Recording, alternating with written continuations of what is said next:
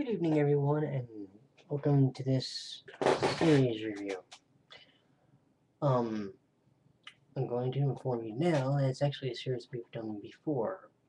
What I'm going to tell you also is it's a different version of the series. Some of you may remember that a while back I did a series review of the animated version of this, Ouran High School Host Club. Now this series was, in fact, I don't know if you'll be able to read that, 26 episodes, and it was on 4 discs. So next, what we're going to do is essentially the same series. Here's the kicker. It's real people this time, folks. And it's also a lot shorter.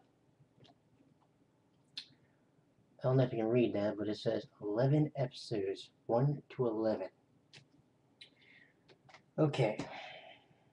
Now, I don't know if it's getting cold here, or is it just me? Anyway, this series, of course, delves into the misadventures of Haruhi Fujioka, a student who got a scholarship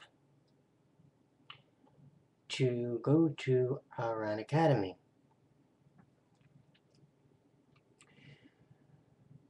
Now, in the anime, it was, especially in the version we watched, which was dub, she made it explicitly clear how much she wasn't really a big fan of the rich people in the school. Okay? This was, pretty much the running theme throughout the series because she was the commoner and they, the host club, were the rich people. It was also noted that after she broke the vase, she was essentially forced to be in the host club to repay back 8 million yen. Now I'll let you figure out how much that is in the American money. I think the last I checked it was over $100,000. Okay? Anyways, in the animated version, there was many different themes they discussed or poked fun at. Let's see, we had transvestites, we had lesbians, we also had a forbidden incestuous relationship.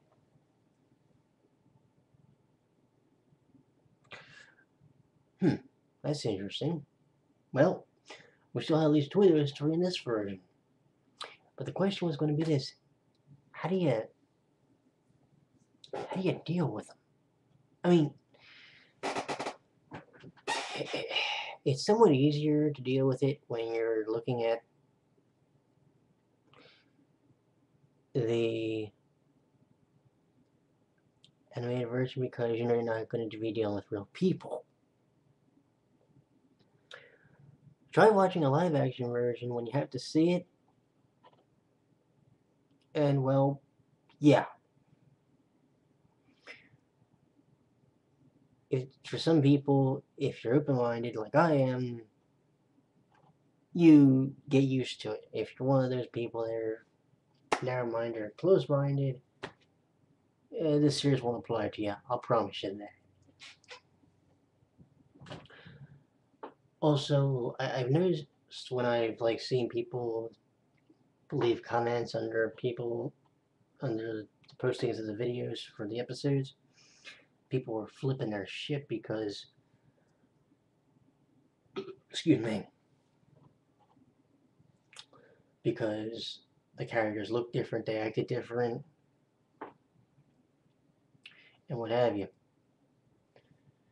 Okay, let's go over this. Aranka. Or excuse me, let's start with Orenge. Remember her? She was the character that appeared in about episode 4. She was the person who was obsessed with Kira Senpai. Remember him? Remember her?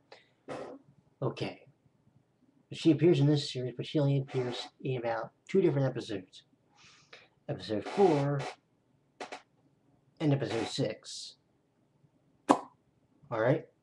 Episode 6 is when the twins were having a knockdown, drag out slugfest. And episode 4 because she has the obsession with Kira Senpai.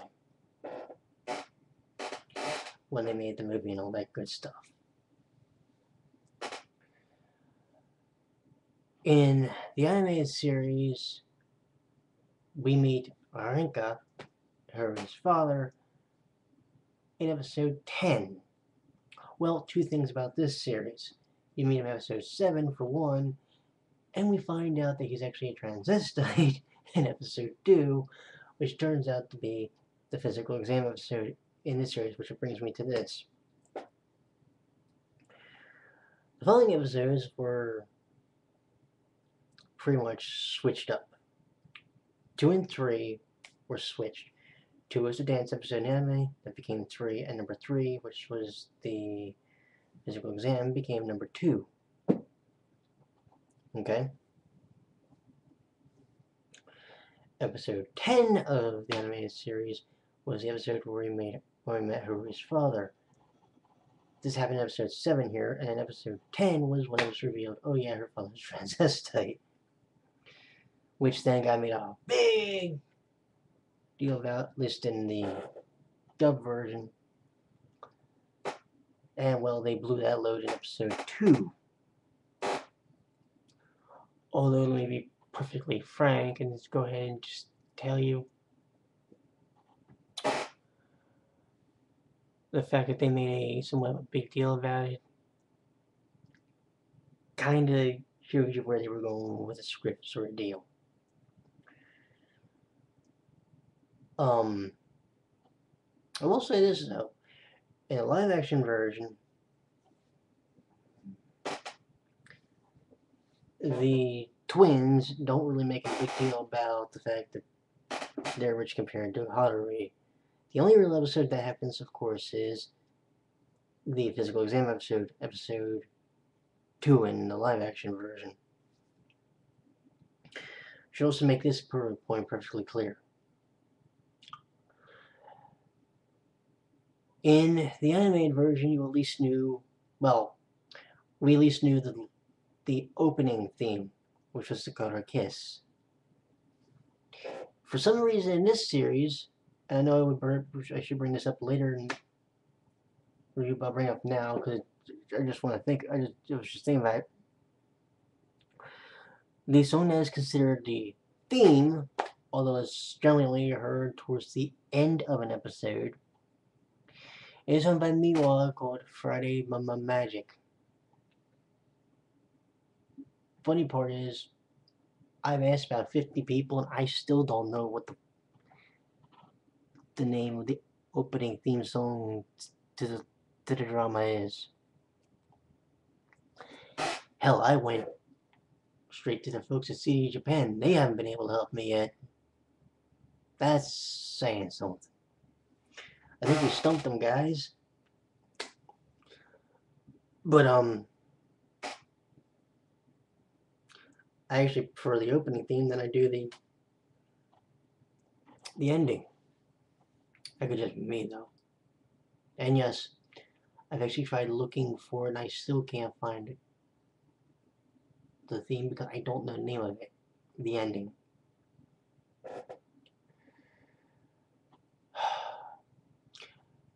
So let's talk about some things that happened that were made I've gotten sacrificed. The Lobelia storyline, which was used in this version twice, got basically axed from the live action. Now you could say, well, if they did that, you'd have to put in more episodes, but then again, I don't see why you had to make the episodes go boom, boom, boom, boom, boom. And people were saying, well, one person was real smart ass about it in a PM. After I mentioned about how they flipped to the episodes, and he goes, "Oh yeah, well, okay, smart ass, we know they were going by the manga, but even so, it's like, couldn't you have done something? Because if you're watching the anime, and there's a character you like from that version, and they may have at most maybe 2 episodes, they gave who was a here's one for you. They gave a minor character. Well, I say minor because he really started making his appearance in the second half of the animated version. But they gave Nekazawa Senpai from the very beginning of the series to the end and appear at least one appearance in every episode. They gave him also an apprentice in this version named Kanazuki Reiko.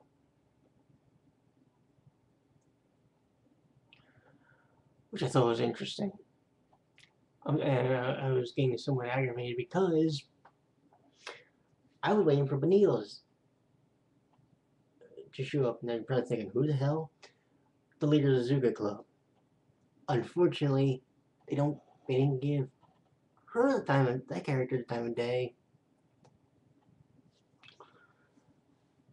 but they gave Haru's father the time of day after they sort of already blew it, the fact he was transvestite. So, not that you probably already know if you're watching the animated version, if you watch the animated version, but let's say you had it, and let's say you have only seen this series. Well, the shock value of the fact that her father is a transvestite kind of loses its value after it's blown in the second episode. They also made Tamaki a little over dramatic, just a little. But then again, when you watch this series and you listen to his father, yeah, guess what, kids? He's just as he takes right after him.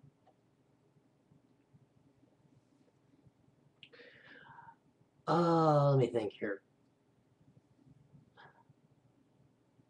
The one episode I thought was interesting was in fact the episode where they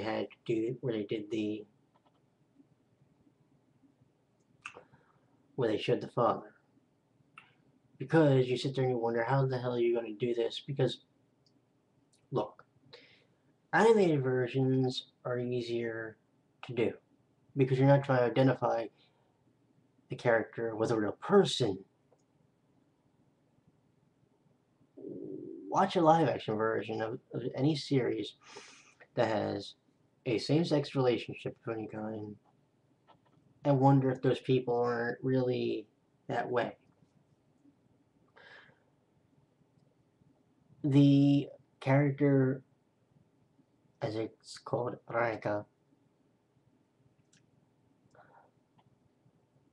in the live-action version, is like, okay, fine, whatever. I can live with that one. How do you, if you're the actors, how do you, and you're the people that played Carter and Hikaru, how in the bloody blue hell do you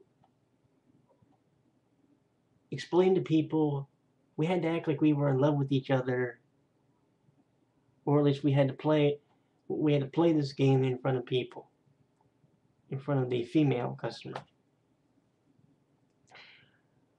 See, that one would have.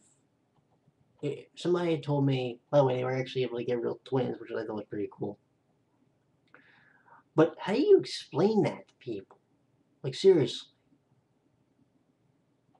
You know, to me, this is just me, it would have been easier to explain Benny Bada of the Lobelia Club being infatuated with Huttery. It would have been. Now I understand that you couldn't change the character type because then people would really be wondering, why did it change him like this? I get that. But it's one of those things where you're watching and you're going, and how did they manage to get away with this? And by get away, I mean, how did they manage to do this in a manner that makes you not want to go, bleh.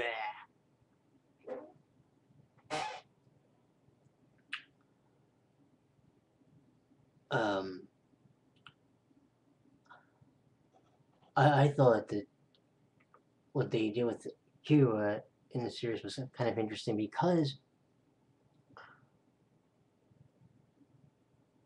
in the animated version, he was hell-bent on being, basically the treasurer of the club, so he had his nose stuck in the club's books.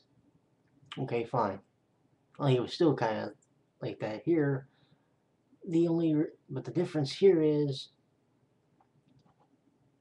there was a point where I think, hell, even starting in episode 1, when everybody starts coming out to help Haruhi find her, well, you kind of listen there and go, yeah, he's going to be loyal to this girl, and maybe it's completely financial, but there's a part of me that seriously doubts that. Just saying. He was one of the cooler characters, and he's one of my favorites. The problem was, because of how short the series was, they did just about everybody else's character development towards the end of the series.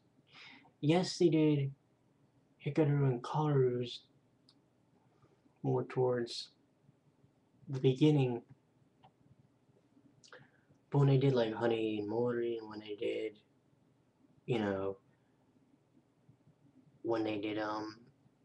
Kyo's, hell, you didn't see Kyo's house until the end of the series. And by the way, for anybody wondering, I'll tell you one thing that really aggravated me. The fact that the thing with Haruhi's father only got to be seen twice. You saw him in the episode when Tamaki's got Haruhi pinned down, and he's looking at it like, what the hell? And then the second time, of course, is towards the end of the series, and I actually thought that, of course, this was a pipe dream for me. I was hoping that he was going to be going to the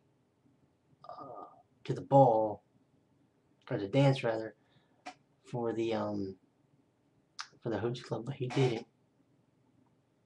I was sitting there going, damn. Just because I would want to have seen everybody just freak out, like thinking, oh my god, here's another woman. Oh wait a minute, it's a guy dressed up as a woman.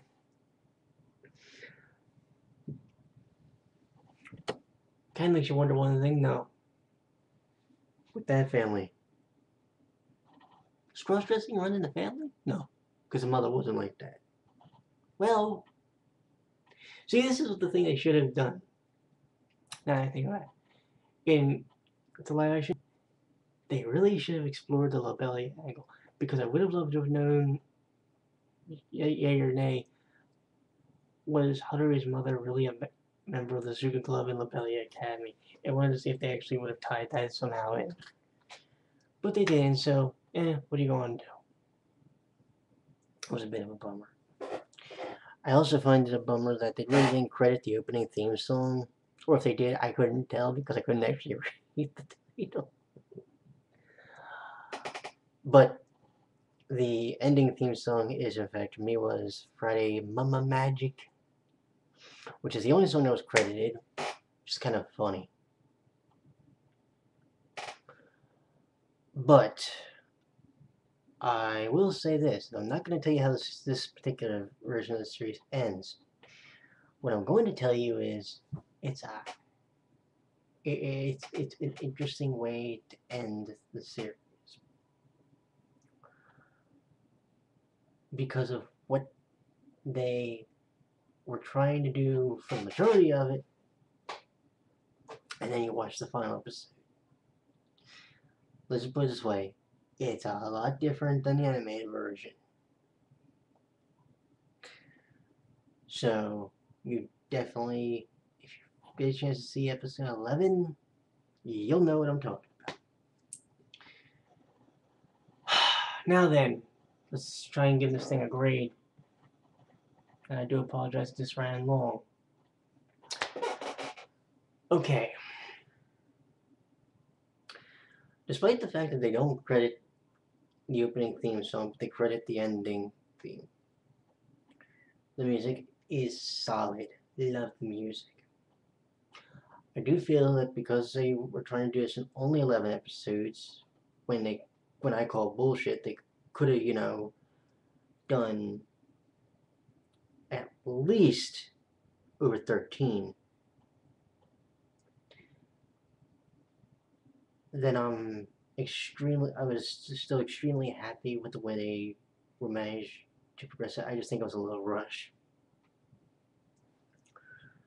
And by rushing it and cutting out some of the episodes from the animated series and some of the storylines they used, they cut out some of my favorite characters, so I was a little bummed by that. And you might be if you had a favorite character that isn't featured in this series. But other than that, it was solid. I won't give it a 9, but I'm not going to give it like a 4. 8.5. If they didn't take out the Lobelia storyline, which I think was probably their best storyline in the animated version, it would have been a lot better. And the fact that they only gave Harui's father Ranka. Well, I use that name because that was the stage name for in the bar, but they only gave him 2 episodes, which kind of pissed me off. I don't know why, but it did. But I do recommend the series. I do recommend you check it out. Just remember, if you're gonna watch it with an open mind, and don't try to be judgmental about any of the people and the themes they use in the series. If you look on YouTube, you can probably find at least the first 3 episodes and episode 7 on here. If, however, you want to go and buy the series, I can tell you for a fact that Zoom Movie sells this version for about $15, plus the $7.95 FedEx shipping, so you're looking probably about $22 for this. Which for 11 episodes you kind of may think is but at the same time, it's not really that bad, I don't think. So go pick this up if you can find it and you get a chance. And I shall talk to you all later. And I do apologize this ran long. I just wanted to make sure I did it as in depth as possible for you. Sayonara.